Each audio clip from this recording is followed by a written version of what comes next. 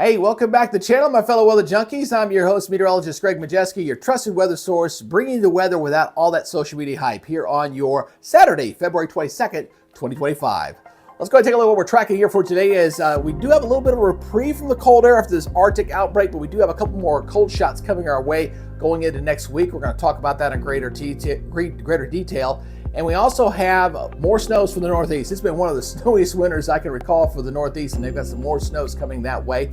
And guess what? I also have the latest spring outlook looking at March, April, and May. We'll talk about that and see what the Climate Prediction Center is expecting for us as we transition out of winter and go into spring. Now, first, I do want to say thank you to the new subscribers here on the channel. Welcome aboard. And if you're not yet a subscriber, what you waiting for, my friend? Go ahead and hit that subscribe button in that bottom right-hand corner. Hit the notification bell so you're alerted on future content. And if you like what you see, please leave me a comment. Give me a thumbs up. It does help with that almighty YouTube algorithm. All right, let's take a look at the big picture here on the satellite imagery across the nation. Looking pretty quiet. We still got the residual impacts from that big Arctic high here across the eastern third of the country. We're going to have some rains increasing along the Gulf Coast and activity up here for the interior sections of the Northwest and going into the northern Rockies. We've got this kind of a persistent onshore flow that's going to continue through the weekend for Seattle down toward Portland and heading inland for this weekend. So as a result of that, we do have a couple of flash flood watches up in this area, some high wind warnings as well up here as well with this pretty active storm track. But again, most of the nation looking pretty quiet here on your Saturday. Looking at the current service map, again, we got high pressure and control here thanks to that Arctic high. Still plenty cold here, a lot of teens and some single digits still out back into Iowa, so very cold out here. Some rains down along the Gulf Coast, and again, we got some pretty heavy rains up here in the areas of the Pacific Northwest as well. Going up to the radar up here toward Olympia, seeing the heavy rains down toward Centrella, Ocean City, and moving up towards Seattle. Again, this persistent onshore flow will continue here through the weekend. Wouldn't be surprised to even see a rumble of thunder up in Washington State as well. So let's go and take a look at the latest from the Storms Prediction Center. I believe they're kind of highlighting that. We might see the potential for some few thunderstorms up that way. And yeah, there you go, as we're seeing that day one outlook here. As you can see, a little pocket up there, maybe see a few rumbles of thunder. And down here along the Gulf Coast from Texas back over toward Louisiana, may also see some as well. Let's go ahead and take this through the weekend, see where you might see a rumble of thunder or two. Looks like we're not going to see any severe weather. That's the good news. We got a few thunderstorms down here along the Gulf Coast going into your Sunday. Not looking too bad there. And it looks like that shifts a little bit going back over toward the Texas Gulf Coast as we go into your Monday. So down toward Houston and Corpus Christi, seeing a few rumbles of thunder there as well. So at least no severe weather to have to worry about here through the weekend. Just have to deal with a few thunderstorms. Now, as far as the Northwest is concerned, obviously we do have a little bit of concern with that persistent onshore flow. We see the marginal risk for some flooding here for today. That's going to uptick just a little bit. We're going to bump into the slight category in a few pockets here up that way as we go into your day two. This is going into your Sunday. You see the yellow in there. A couple of them there kind of highlighting there across Washington and Oregon. So watch out for those areas that typically flood a little bit if we get a little bit of heavy rain.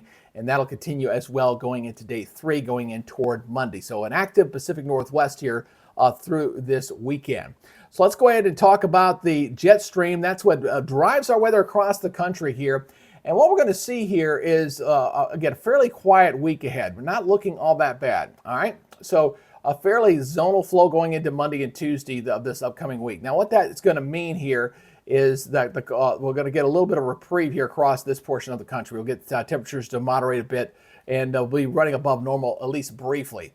And then as we go toward the end of the week, we're going to see a cold shot start to come down here as we head toward Wednesday and Thursday. Here it comes. As you can see, that configuration of the jet stream here takes this kind of position. So we get that cold air coming down here across the eastern third of the United States. That's the first one kind of going into Thursday and Friday.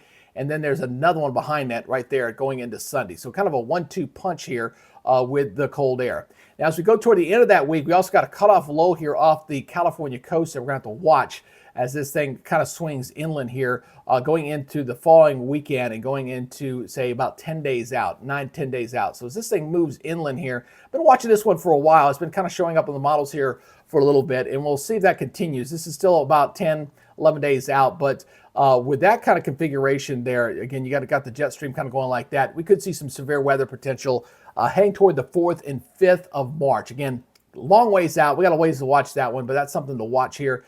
And as we go further along, that begins to swing on out. See, it kind of takes that little swing here through the southeast. Again, that could be severe weather that are tracking across the south. And then we got another system here across the west. I'll have to watch this one ejecting out as we head toward the 7th. So I'm anticipating March to be a little more active here as we go along here. And it looks like we'll see a very strong jet stream here, as you can see that here going in toward the 8th. So we'll have to watch that next weather system here is this with that kind of configuration.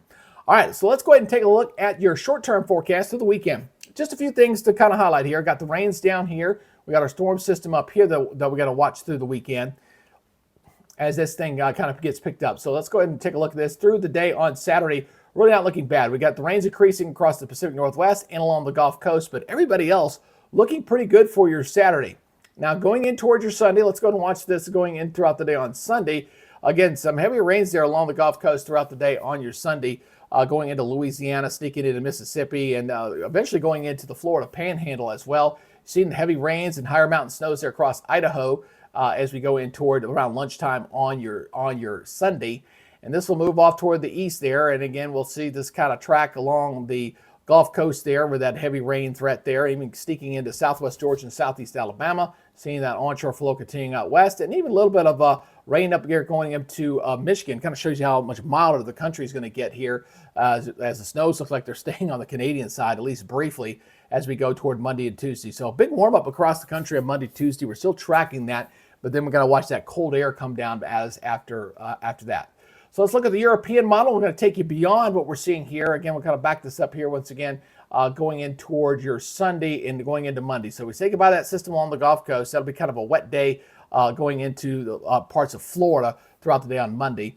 And then we'll, again, look where this 540 freezing line is, way up here toward the north. But looks like that's going to change as we go toward the end of the week. So we got a little weak system here going into the northeast there, going in toward Tuesday and Wednesday. Maybe a little snows there. But most of the nation pretty quiet here to start the work week out. So Monday and Tuesday not looking bad. Then as we go into later in the week, another little weak system there into the northeast going in toward the 27th. And then that nice big plunge. This is our initial cool down. So you see that going in toward Friday. You see that 540 line here. We got cold air coming down here toward the southeast. And then we got this next storm system behind it. That's going to bring in the cold air as well. And that's what's going to enhance that heavier snow threat into the areas of New England. Look at this. Boom. We go right in towards Sunday morning, going in toward the following weekend. So looking at some pretty good heavy snows across areas of the Northeast. We're also going to see a little bit of a change out here on the West Coast. So don't forget you folks out here in California, as we got several upper level disturbances that are right into California. So it's been a little bit dry there recently, but it looks like the pattern shift showing that we get a little bit of more activity out there on the West Coast here as this goes on by. And believe it or not, here's, one thing I do want to highlight here on Monday. Here is another piece of polar vortex coming down. That's number 11, I believe, we've had so far this season. Unbelievable seeing that that pattern continue here going into March. So as this continues to move on off, then we'll watch this next system again, going to the 4th and 5th. We'll have to watch this closely.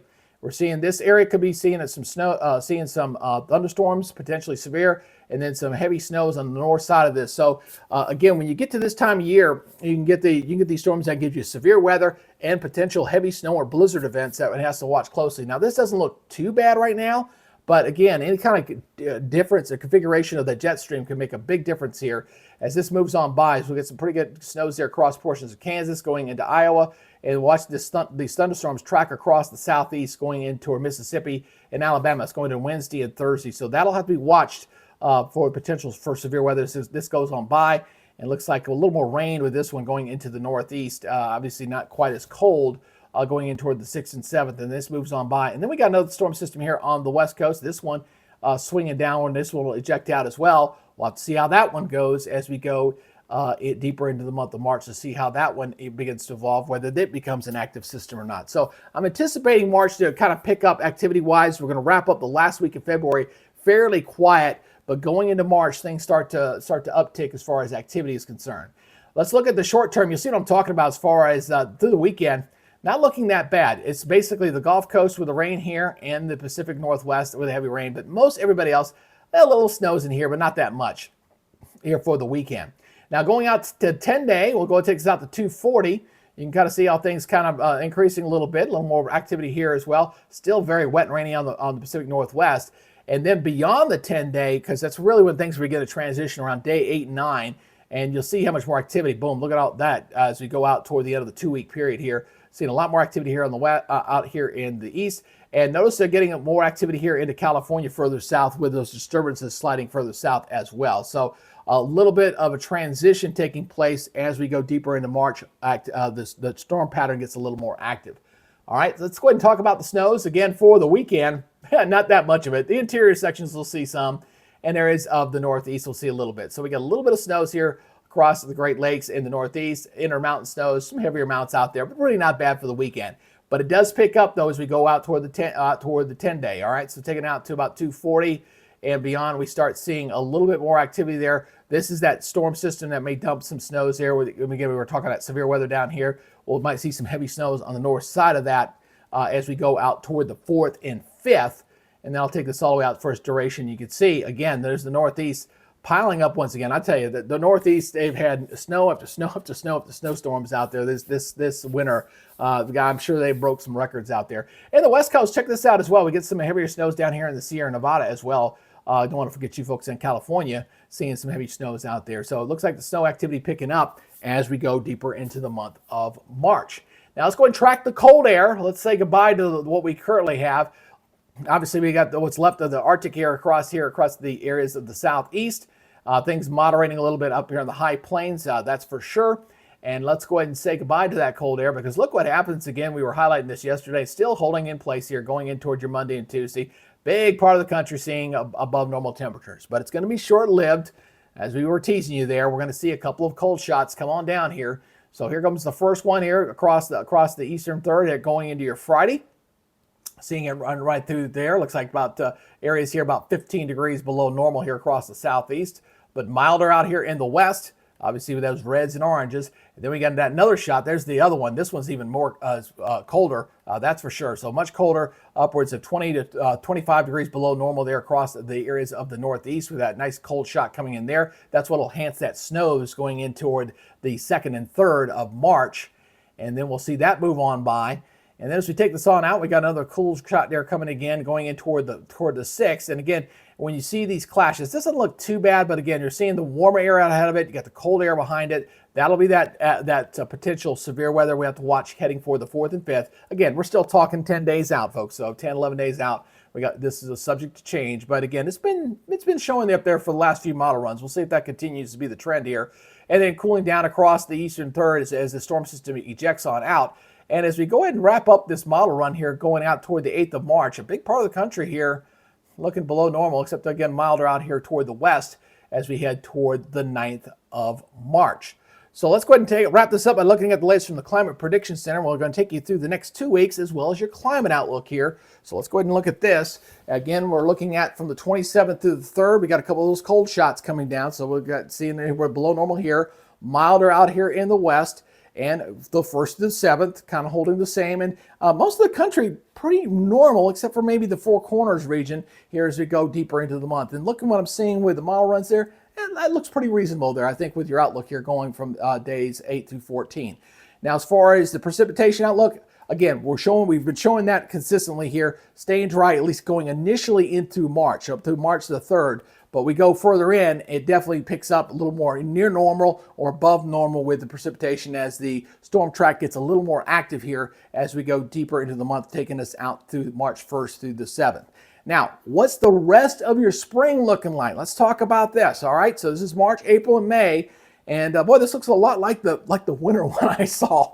Above normal here across the southeast, below here across the northern tier. Looks like almost like a La Nina forecast outlook here. So again, this is for the duration, March, April, and May. So obviously, we're looking, things will be heating up here. And we'll have to watch and see how this translates into severe weather mode time. We're seeing below normal precipitation out here in the southwest, active in the northwest. And you're seeing a pocket of above normal here across the Ohio River Valley. So, okay, does that mean we're going to see a more active severe weather threat here as we go into April and May for areas of the Ohio River Valley? Yeah, remains to be seen. You can't really kind of forecast like that. But it does appear that we'll be seeing a little more active storm track potentially for that part of the country as we go through the spring months. So, again, looks like we're in store for a pretty decent weekend. Hope you're able to get out and enjoy it. We're going to get a little bit of a break from the Arctic cold for a big part of the country. But then we got a couple of cold shots coming down. We got another snowstorm for the Northeast toward the end of next weekend. And then we got to watch the severe weather pattern, the evolution of that, to see how it works out as we go deeper into the month of March. Because again, I'm still going to hold my premise, as I've been mentioning on some previous updates, that I'm concerned about March being active, because the fact we've had this repeated pattern. You just saw it there with these little chunks of cold air coming down out of Canada. And right now that's a little bit further off toward the east, but if it shifts back toward the west, that's going to be concerning, because it's this clash of those air masses that give you those potential severe weather events. And when you get the cold air and warm air setting up, you can get stronger jet streams too if they work out the right way. All right, that's y'all's weather update for now. Again, if you're not a subscriber, please hit that subscribe button, hit that notification bell so you're alerted on future content. As always, if there's something you'd like to see, please post that down below, and leave me a comment and give me a thumbs up. All right, that's it for now. You guys take it easy, be good, stay safe, and have a great weekend. We'll see you next time. Bye, guys.